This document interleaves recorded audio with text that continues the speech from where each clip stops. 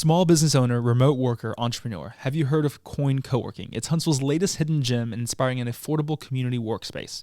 Situated in the beautifully renovated Lincoln Mill campus, just minutes from downtown, Coin is the ultimate co-working space in Huntsville, offering creative yet professional workspace, an unmatched networking community, and affordable membership pricing. Your business will have zero problems adding a little coin to your bottom line. Consider Coin your all-inclusive resort for professional workspace. You simply pay an affordable monthly membership and you unlock amazing amenities, including professional, modern, and complete workspace, team meeting spaces, air printers, copiers, and scanners, Google Fiber Wi-Fi, locally sourced drip coffee, and so much more. From affordable flex-space memberships to private office options and everything in between, Coin Coworking has exactly what you need to be excited about work again. Take care of your office space headaches and you can focus on achieving your career goals. Declare your independence from your current drab and boring office setup today and schedule your tour of Coin Coworking. Learn more about Coin and schedule your tour today at coincoworking.com, and all this information will be in the episode notes. Welcome back to another episode of Beyond Rockets. Today I sit down and talk with Bradley Hamner, founder of the Business Growth Curator, helping business owners go from being the rainmaker in their business to becoming the architect. First off, thank you for taking the time to sit down and talking with me today. So I know you've had a lot of different jobs prior to Business Growth Curator. You've worked in many different industries and realms along the way, but let's kind of think back to graduating from Auburn with a finance degree. What sort of interested you to pursue a finance degree, and kind of what was your hopefully outcome with that degree? I have no idea. I don't know. I knew I wanted to do something in business, and I just didn't feel like at the time marketing was what I wanted to do. And so when I was at UNA for 2 years, I was pre-law just because I thought attorneys made good money. And so I thought I would do pre-law. And so whenever I got to Auburn, I really don't actually remember why or how I chose finance. I just knew I wanted to do something in business. And so I was so undecided that after Auburn, I applied to, this is kind of funny, I applied to Vandy, Georgia, Stanford, and UT Austin, Texas for MBA school. Okay. And I had decent grades. I mean, that was magna cum laude, which I was like a 3.6 maybe at Auburn or something like that. So I definitely wasn't at all super smart. My ACT was not good. My SATs were not good. I didn't have any of that. But I was like, you know, like I did well in school, but I thought I could apply. And so all of them respectfully wrote back and they said, thanks so much for applying, but you need to go get some work experience and then apply back. Because I didn't realize at the time, I mean, I guess I was 22, that the average MBA student was around 25 or 26. Oh, wow. Now, when you're 22, that felt so so miles away. I didn't want to do that. No. So I went back to UNA after that and started an MBA program there. Went back on the golf team for a semester. And it was there that actually somebody said, hey, we got this sales job. And so I started selling Yellow Page ads for about a year and a half, a little less than a year and a half right after college. And so at that point, my career was launched. I never thought about going back and getting my MBA. So obviously like the finance background at Auburn and at UNA and kind of helped you, like, obviously you didn't really use necessarily all of those skills, but how did those skills that you kind of learned in your 4 years of college kind of help you with the sales position at your first job post-college, and kind of what you would do later on with opening up, becoming a State Farm agent and everything else? So I'm going to tell you, it didn't help me at all. You've heard me tell this story before, that you would think, and people have asked me this, wait a minute, you got your degree in finance, but yet you've talked about that how you had no idea how to read small business financials whenever you started your business later. That is very true. Wow. I mean, college did not prepare me for owning a small business as much as I could say. Now, I'm so grateful for my time in college when I was at UNA for a period of time. And then when I graduated from Auburn, I will not ever, I know a lot of people are kind of down on college and the experience, and they say, just go and, start a business, that sort of thing now. And I do understand that. But for me, it was so valuable. I mean, the connections and the people and the experience of being away from home for the first time. So, but for my business, I didn't learn actually anything later on. And so that's part of my story. I mean, I wish that I would have been able to say, oh yeah, I understood how to read an income statement, a balance sheet, and a cash flow statement, how those things work together. But I really didn't. I just knew enough to be able to memorize the questions to the test and pass the test, but not actually the practical use to it.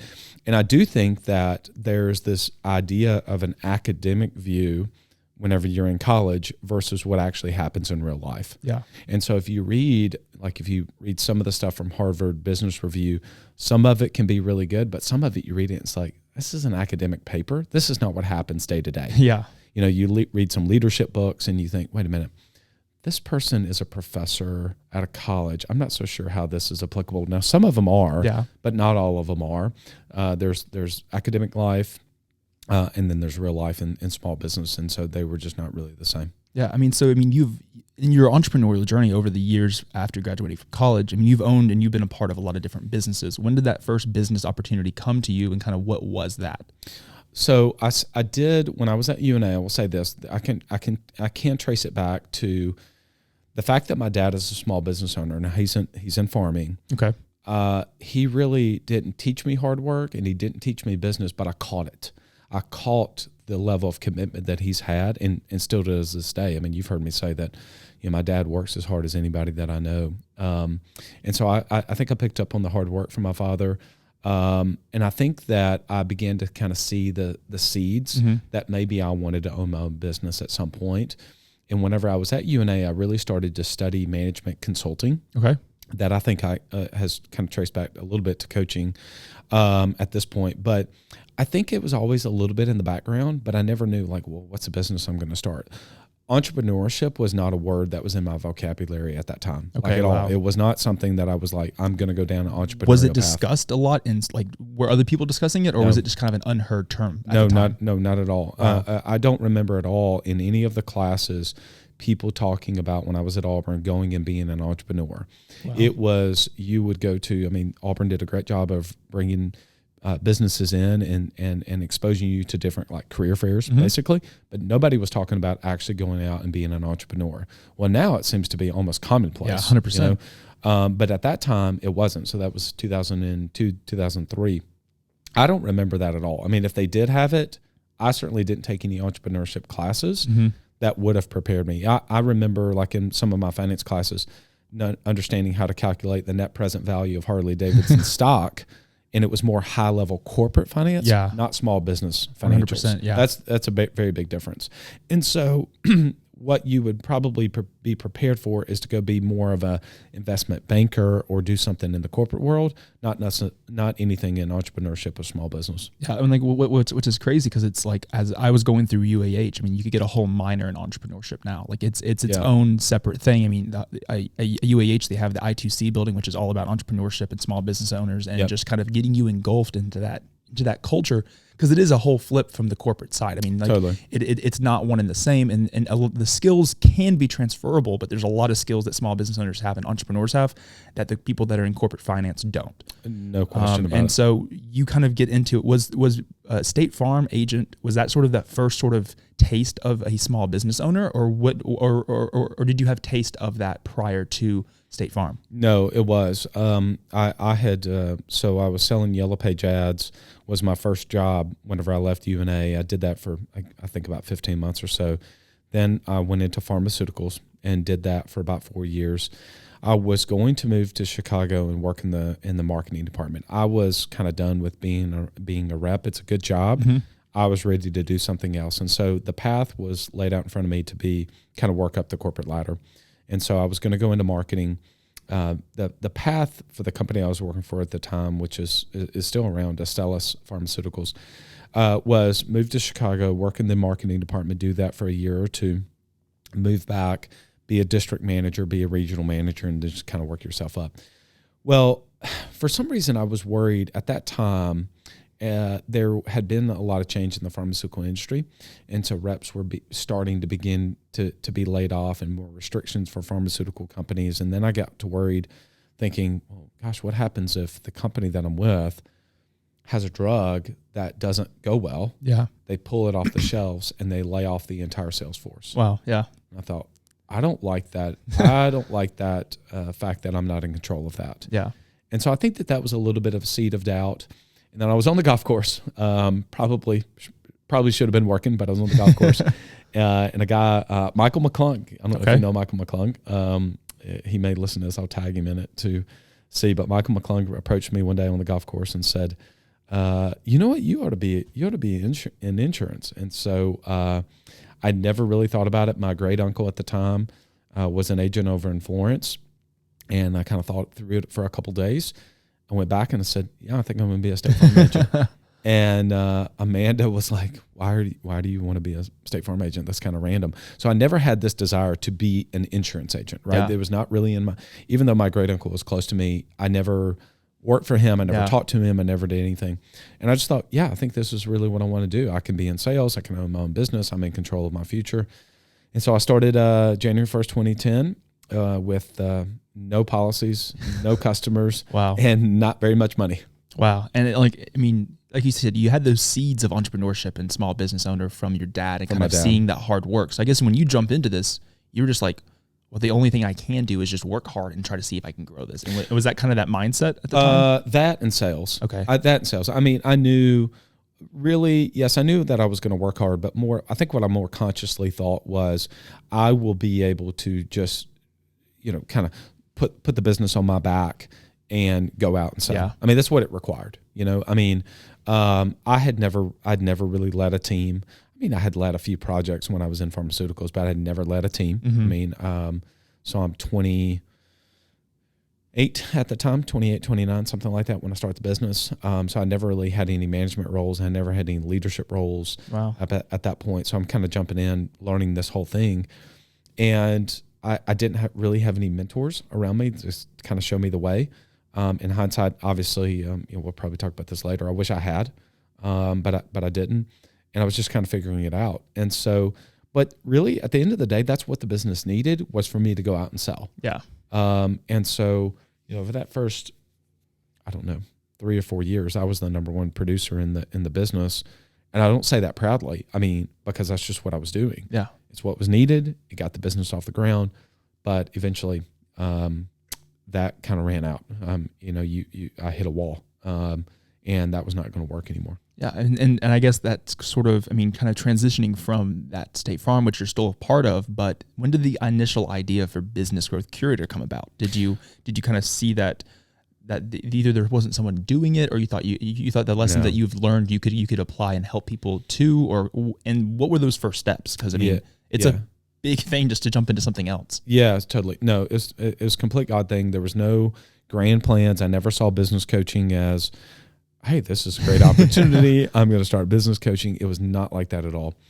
So a friend of mine, Trevor, and I, we had talked on a daily basis. And one day, this is 2017. I don't know exactly when it was, 2017. He says, hey, I'm going to go see Frank. And he calls me, and I said, all right, what are you going to go talk to Frank about? He's like, well, he needs some help with his business. And Trevor and I were really kind of locked in on our beliefs and thoughts, et cetera. And I said, well, what if we go over there together? And he said, yeah, that sounds like a good idea. We could go as a unified front. And I said, what if we started a little business together? He's like, yeah, I think that's a really good idea. What would we call the business? So we spent like an hour, I remember, like kicking around ideas. And so the name of that company was Iron Sharp Principles. And so true story. We go over there. We put together for what the conversation you and I just had, we did put together a slide deck. There you go. We put together a slide deck, and I'm going through some slides, a complete PowerPoint template. Okay. I'm on an iPad. I go through these slides. I wish I still had it, actually. That'd be hilarious to go back and find that. So I go back through it, and he says, well, how much is this going to be? And we said $5,000 a month. And he was like, all right, sounds good. Who do I write the check to? I was like, what? Wait, what? He actually said yes. Wow. And we were like, oh my gosh, we're in business. Now, here's what's interesting. It really wasn't, in that case, I'll tell this later, it wasn't really coaching him. It was really more outsourcing, running the business. Okay. So it was almost like we were just going to run the business for him in a lot of ways. Versus actually coaching him. Okay. So, but we had some beliefs, and Trevor and I were kind of aligned on some different things. And so he said, who do I write the check to? And we said, Iron Sharp Principles. So he writes us the check. We don't have an entity. Yeah. We don't have a bank account. This whole thing that you've created doesn't even exist. It doesn't even exist. And he's written a check. Okay. I think that there's something in that for entrepreneurship is like, we got the check or you get the credit card number, you figure it out later, you know? And so we left that day and we said, well, we got to do this with somebody else. Who else do we think would actually need our services? So we called somebody, we got a meeting that day with someone else. I think we ended up meeting her a second time and we charged her $4,000. Now, why $4,000? I have no idea. I don't know why it wasn't even in the pitch deck. It was just like it was just we just winged it. Yeah. We were like, all right. So we're in business at $9,000 a month, splitting it. We have no expenses, pretty much virtually, and we started figuring it out. And man, that was great. That was a really good lesson. It was from that, and I give Trevor a ton of credit and kudos for kind of us going together and launching it. I really fell in love with coaching. I really fell in love with the idea of taking these thoughts and these beliefs that I had began to kind of formulate around business and share that with other people. Mm-hmm. But I do have to say, prior to that, there was, when I hit that wall in 2015 or so, I went through a couple year period of time where I really got around some other entrepreneurs. I got in the rooms and at the tables with other people because up to that point, I was trying to do everything myself. And the conversations I was having was with everybody that was just kind of regurgitating the same information. Mm-hmm. So I was hearing the same things, and I was constantly trying to find a silver bullet. Okay. And when I got out of the industry and I went and got around other people that just thought differently, talked differently. So for instance, I mean, you and I know that we talk about revenue and profitability and things like that often. Nobody else at the time was talking about that. It was almost taboo. But then I got around other entrepreneurs and they're throwing around revenue numbers and last year's and this year's and this projection like it was nothing. And I felt super uncomfortable. Like, why are we talking about these numbers? Like I've never heard people to do that. And I think it was from that I actually found my people and actually began to kind of really understand what entrepreneurship was like. I've shared this story before, but there's somebody that I really wish one day I could get in touch with because he really impacted my life. I was in Toronto. I was in strategic coach at the time, and we're doing this exercise that they call the 10x multiplier thing. And they say, take your revenue, I think it was from the last 12 months, and 10x it. Okay. So if your revenue is 500,000, say your revenue is 5 million. What would your business have to look like if you were doing 5 million? So I get paired with this guy. I'd never met him before. And so I go first. Well, in hindsight, I wish he'd have gone first, but maybe it was better. So I go first, and I was like, well, if we were doing 5 million, this is what this would be, and this is what this would be. And he's like, okay. And he's really locked in. He's giving me some advice and giving me some tips. I was like, oh, that's cool. So he does his. He says, well, last year we did 40 million top line. I brought home personally 5 million. So if we did 400 million, that would mean I was doing 50 million. I mean, here's what that would look like. I'd have to move this person. And I'm thinking, wait, what? You brought home 5 million personally last year? I just never been around that at all. Wild. And so people listen to this, you may do that. But at the time, I did not. Yeah. I'd never been at the table sitting next to somebody doing that. And, there was part of me that felt really uncomfortable. Like, why am I sitting next to this guy doing this? And then there was also this part of, man, he's sharing with me, giving me ideas and tips on my business. And it was almost like it was not that big of a deal. Mm-hmm. And that was a really profound moment for me to where I really realized, again, the value of being in community and sharing with other people. And I just never shared openly around business struggles and thoughts with other people. And that was really freeing for me. Yeah. That was a big moment. I mean, it sounds like, obviously the name Business Growth Curator wasn't the initial name that you and your friend came up with, but like the success of that idea of being a business coach was successful relatively off to the back, like at the very, very beginning, before there was even an entity to then put the money into. You were relatively successful, or at least you had a model. When did the model for what Business Growth Curator is today kind of come into fruition into that idea that you're not necessarily helping them run the business, but you're coaching them on how to be better and more successful as a leader within their business? So while Trevor and I had that business, I had a client, a friend at the time, that needed some help. I ended up kind of partnering with him on a deal later on, but he needed some help with his business. And so I said, well, I'm doing some business coaching, which was true. And he was like, yeah, well, how much do you charge? So I said, well, I usually charge $5,000, but for you, I'll do it for $3,000. So think about this. My first 3 clients, first client was $5,000. Yeah. Second client was $4,000. Third client was $3,000. We're going the wrong way. Yeah, you're kind of backtracking. So do you now know whenever I share with you stuff, yeah. I can speak to it from personal experience of 100%. Don't go that way. Yeah, you're on the wrong direction. I'm going the wrong way.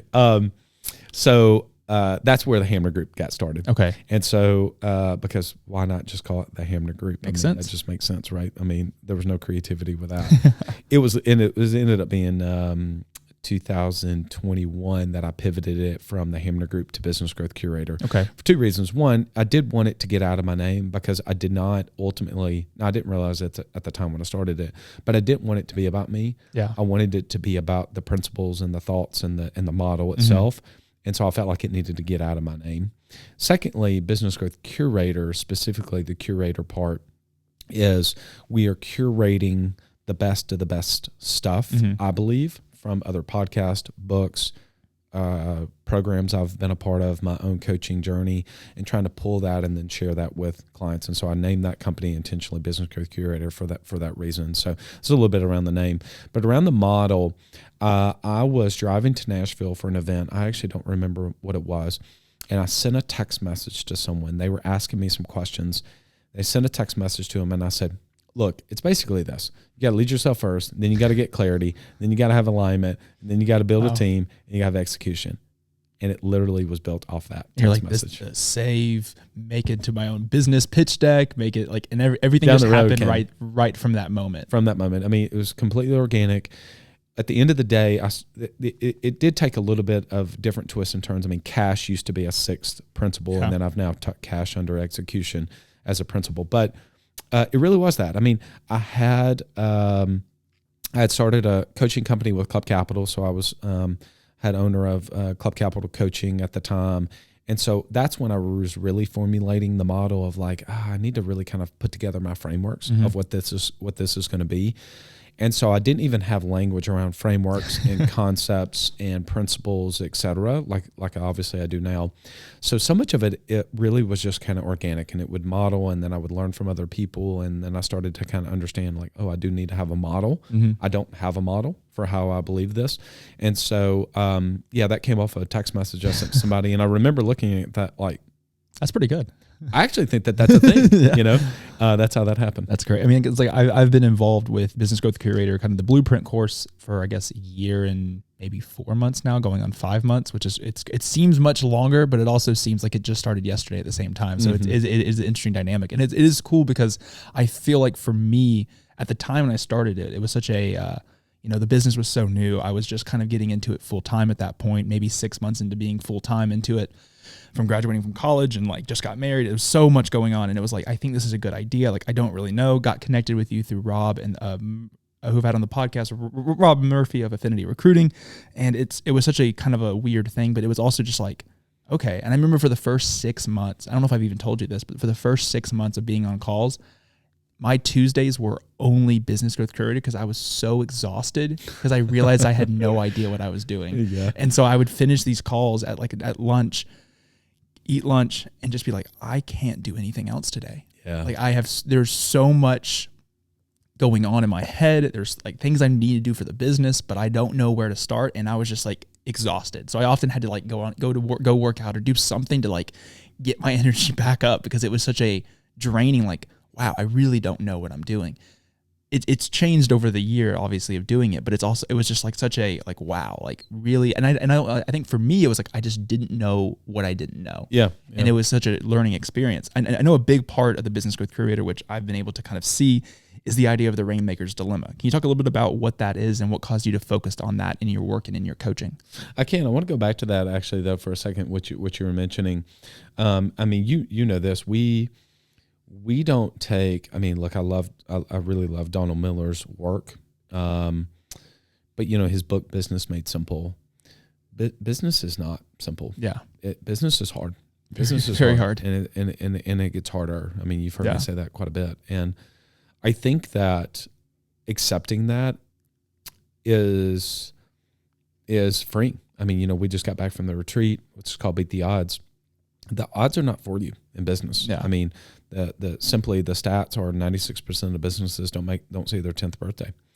It's really hard, and I think 50% of businesses fail after the first year. And so I think that there is a lot of moving pieces, and people say, oh, you just do this, and you just do this, and you just do this. I think it discourages people. Yeah. Because they think, oh, I got that. Oh, it's supposed to be easy? Yeah, it's 1 + 1 = 2, duh. Yeah, and it's like, no, it's not that easy at all. Not that at all. Not at all. And so you really begin to kind of have to over time stack skills. I mean, really, Blueprint is the thing that I wish I had when I started. Yeah. It really is. I mean, I didn't necessarily know and realize that at the time, but pretty much everything, even new tools that we put in place. I mean, you saw we talked about the awareness analyzer just a couple of weeks ago. Huge. that was a tool that I created that I was like, I needed to try to figure this out. Of like, I've got all these things in my head. How am I going to do that? And so I kind of become almost like client zero in a lot of ways for those kind of things. So I wish I'd have had that at the time to actually build an operating system for the business to be able to kind of like, where do I put all of this stuff? How do I organize my thoughts? How do I organize my tools? What are the things I should be focused on and not be focused on, et cetera? So, I mean, Rainmaker to Architect is obviously my own journey. I had no idea what the language was around that. I mean, I wasn't at the time calling myself a rainmaker. Where really everything was kind of running through me in the business, all sales, customer service, business development, those sort of things. Look, I try not to be a contrarian just to be a contrarian, but if you think about books, Unique Ability, Strength Finders 2.0, the prevailing thought in the marketplace is, what are the things that you are uniquely gifted at? What are you the best in the world at? Typically, businesses between that $200 and $2 million top line revenue area, a business owner hears that and they say, I'm really good at sales. I'm really good at business development. I'm really good at making connections. I'm really good at like making things happen. Yeah, because you started the business. Yeah. It's your baby, and you brought it to life. You brought this thing from nothing. Now it's an actual something, and you are the best.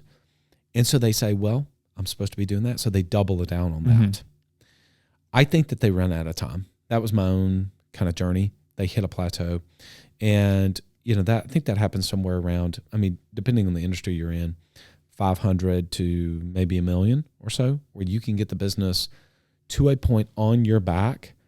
But if you're wanting to take it past that, I don't think you can do it. Yeah. I don't think you can do it. I think you just simply, there's not enough hours in the day to be able to get it done. And so that was really my story. And so, we like to say Rainmaker to Architect is who you become, but Blueprint OS, the Blueprint operating system, is how you get there. Yeah, I mean, I think it was such a, when I first heard that sort of analogy, it was like, okay, it was a little not confusing, but it was like, okay, I get it, but like, I have to do this. It's me kind of thing. And so like you have that mentality. How can a business owner know if they're acting as a rainmaker in their business, and sort of what are those first steps to become that architect? I think that whenever they understand the language, most people have shared with me that when they begin to kind of hear what a rainmaker is, they begin to self-identify as, that everything kind of does sit on my shoulders. Excuse me. Ollie, you can take that out. Everything is going through their shoulders or on their back. Everything is flowing through them, but they don't know how to unwind that. So in Gerber's book, he introduced us to the idea of working in the business versus working on the business. And people hear that, but they don't know, like, what does that mean? So he introduced us to this idea, work on the business, not in it, build systems. But I kept hearing people talk about systems and processes. They kept talking about systems and processes. You got to have systems and processes. Oh, have a good team too. And I'm thinking, well, no crap. Yeah, obviously. Obviously, that's a good idea. Can somebody show me a system? Yeah. And nobody did.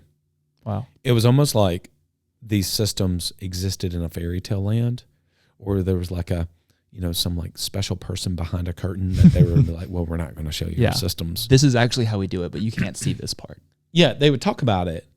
Well, we have a system for that. Yeah. We have a system for this. And I was thinking, do you have a document for it? Can I see it? Yeah.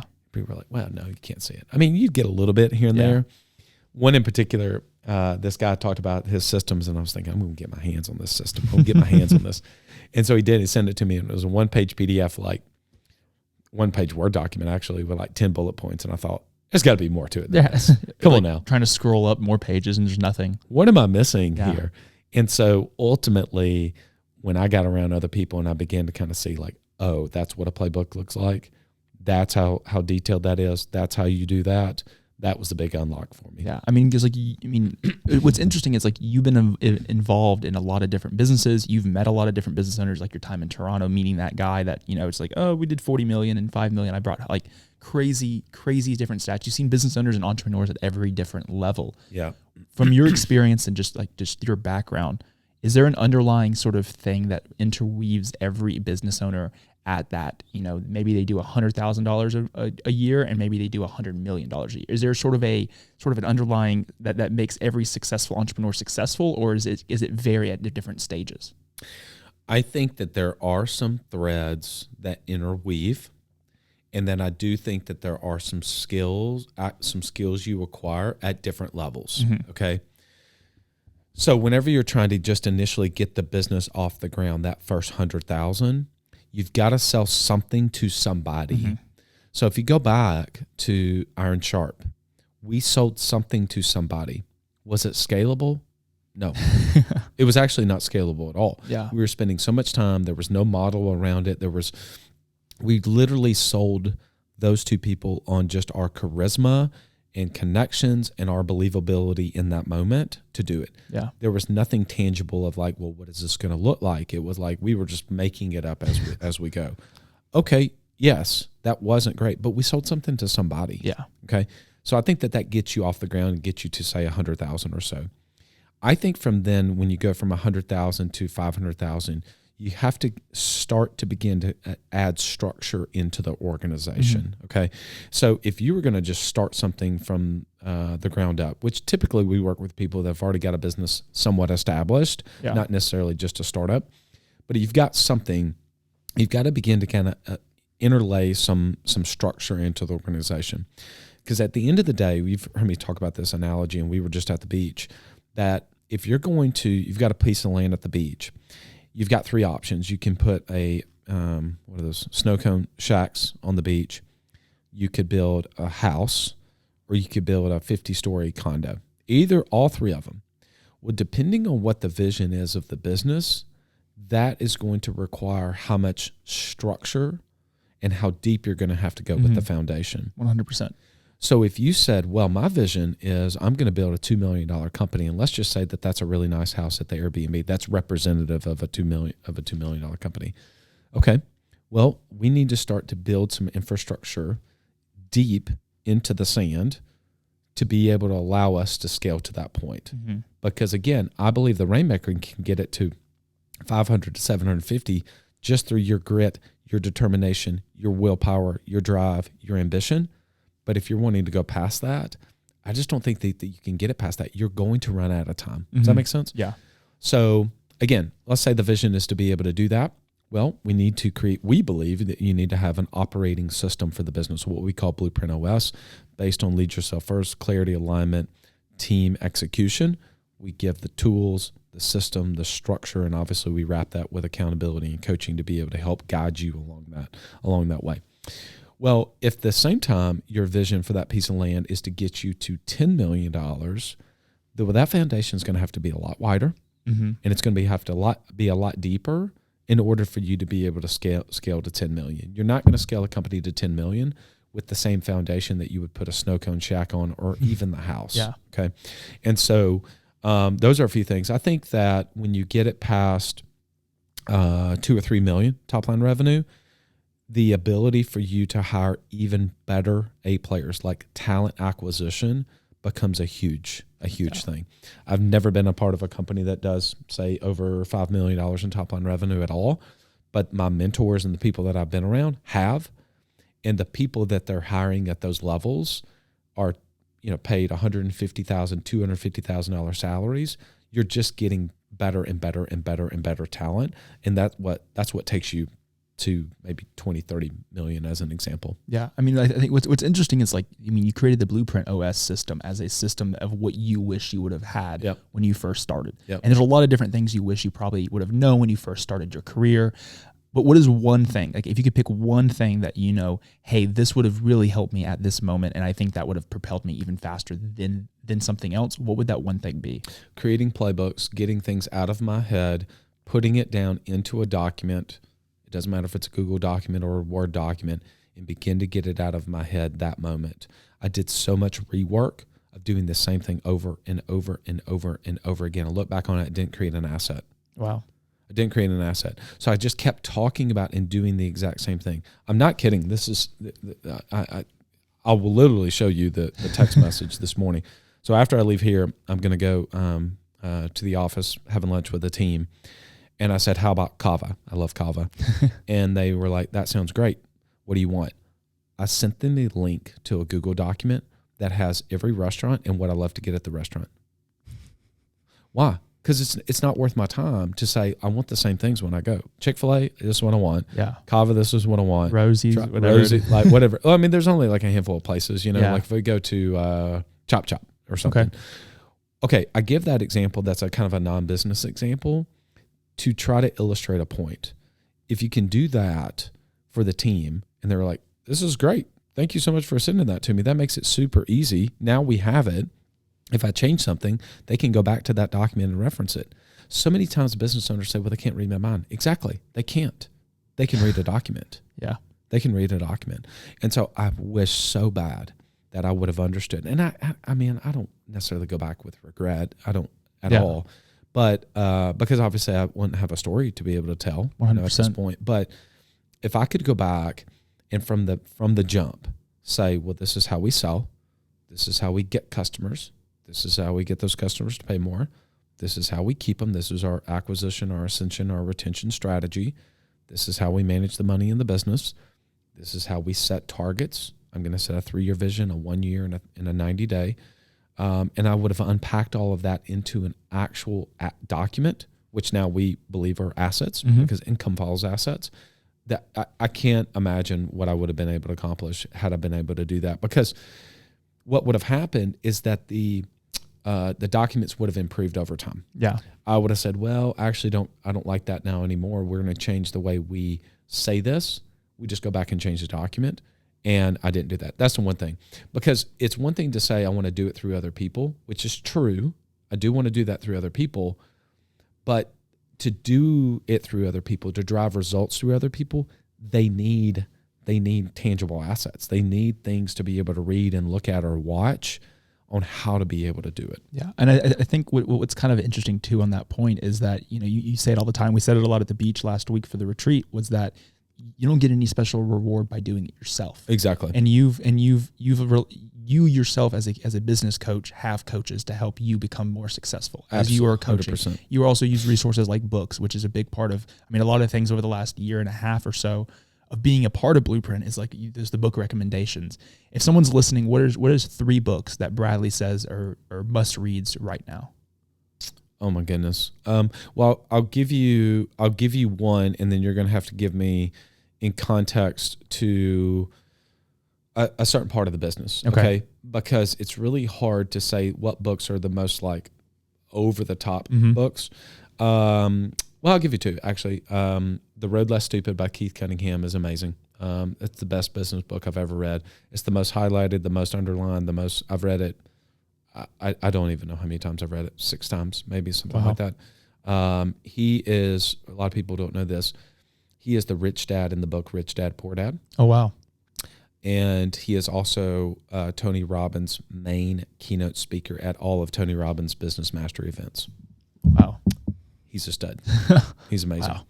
Wow. So that book is really incredible. There's some little things in there that obviously have really influenced a lot of the things that have influenced me. That's one. And then Traction, I think, is a really great book. I was, we didn't really get into this, but I was an EOS implementer, professional implementer for a period of time. And I wanted to, and a lot of things we do in Blueprint are, I could give a nod to EOS.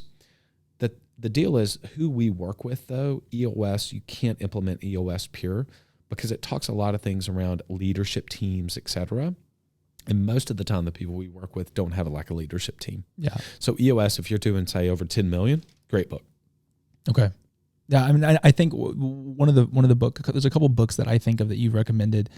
Profit First, I thought was a fantastic book. Profit First is great. It had a lot of underline. I think I read that book cover to cover very, very quickly.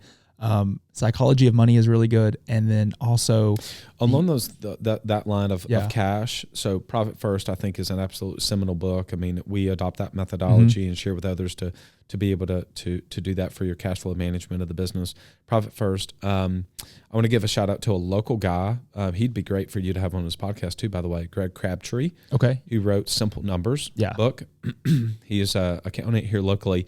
He also wrote the cash section of the book Scaling Up, which I think is maybe over here. But he wrote the book, the cash section of Scaling Up. Super smart guy. He's really awesome. So Simple Numbers book is awesome. The Psychology of Money and Profit First. So I think those three books, if you're wanting to upgrade your skills around business financials, those three books alone, I learned way more about how to run the financials and manage cash in the business from those books than I did anything at Auburn. Wow. To go back to that. So because they're specifically about small business financials. And I think Profit First gives you the structure, like the system. Psychology of Money gives you the soft skills to kind of go along with that. Yeah, and I loved 5 a.m. Club as well. I think that's a fantastic book. It was a great Audible book to listen to, and it was a little tough to follow sometimes because I was like, wait a second, what's going on? And I had to listen to it back and forth. Yeah, that's good. We've talked a lot about over the last 40 plus minutes now. Talked a lot about your success and just in the different means of industries that you were in, pharmaceutical sales, Yellow Page things, Business Growth Curator, State Farm. How much of your success over this course of your whole career would you contribute to being in the right place at the right time, and how much would you contribute to your hard work? I want to actually share with you that I want people to hear this honestly. I think so much of it has more to do with my failures along the way, the things I didn't get right, than it is my the things that I've done well. Mm-hmm. Honestly, the mistakes that I've made, those are the things that have taught me the most in life and in business. I mean, it's easy for people, gosh, on social media, people just post pictures in front of Ferraris and Range Rovers and that sort of thing, and like, look at me and all this sort of thing. And that drives me crazy. But I think people connect a lot more to your story because your mess becomes your message, and that's been mine. How much of it has been at the right place at the right time? And hard work. Well, in small business in general, there's no substitute for hard work. I mean, if you're worried about motivation, being inspired, being driven, entrepreneurship is not for you. Mm-hmm. It is not for you.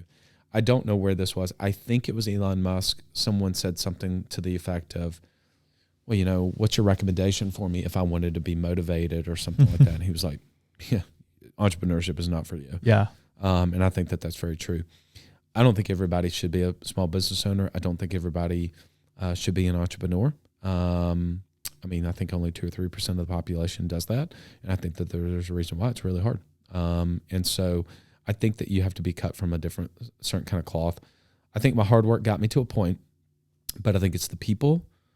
I'll say it, the rooms and at the tables with other people and mentors, friends, pouring into me has been absolutely the best thing. The 2 best investments I've ever made is, number 1, using money to buy back my time, and number 2, to be getting in proximity of other people. That's the 2 best uses of money I've used in business. Yeah. So if anyone's listening, where can my audience go? And like anyone that's listening to the podcast or watching the podcast on YouTube, where can they go to find out more about you and learn more about what you're doing with Business Growth Curator?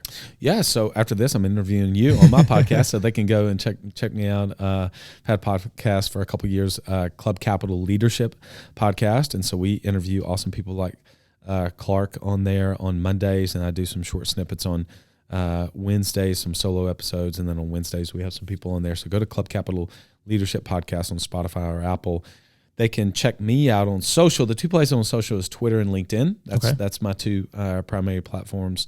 If you want to see a lot about my opinions on sports, more than anything, sports or golf, check me out there. But they can go to businessgrowthcurator.com. Awesome. Well, thank you so much for sitting down and talking with me today. It's been great learning more. Obviously, we've got the time to spend with getting to know you over the last couple of years with being a part of the Blueprint and Business Growth Curator. I continue to look forward to the impact you'll have at Business Growth Curator in Huntsville and in the country, all across the world for years to come. So thank you so much for being here. Oh, you're welcome. Thank you so much for having me.